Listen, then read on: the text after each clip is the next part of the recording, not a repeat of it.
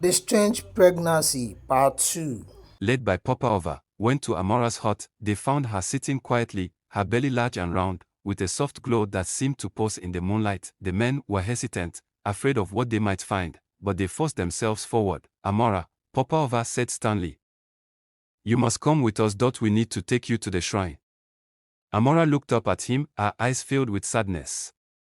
"I have done nothing wrong," she whispered.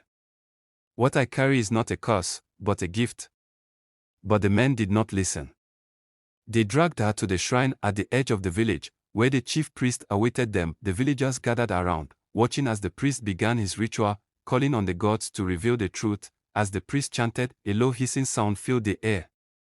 The villagers looked around in fear as dozens of snakes emerged from the forest, slithering towards the shrine. The ground seemed to tremble beneath their feet as the largest snake, a massive python with emerald scales, moved forward and coiled itself protectively around Amora. The villagers gasped, some falling to their knees in terror. The priest stopped his chanting, his eyes wide with shock. Amora stood tall, her hands gently resting on her belly.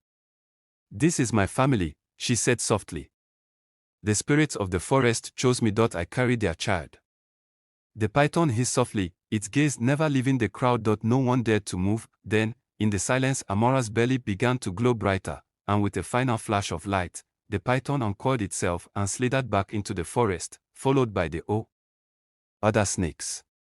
Amora turned to face the villagers, her eyes now glowing like the full moon. "I am not cursed," she said.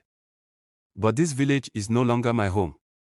With that, she walked into the forest, disappearing into the shadows. The villagers stood frozen, too afraid to follow. From that night onward, Amora was never seen again, but the snakes remained, slithering through the village as a reminder of the girl who had once carried the spirit of the forest within her. And though no one dared to speak of it openly, they knew that Amora had become something more than human, something ancient and powerful, bound forever to the wild things of the earth.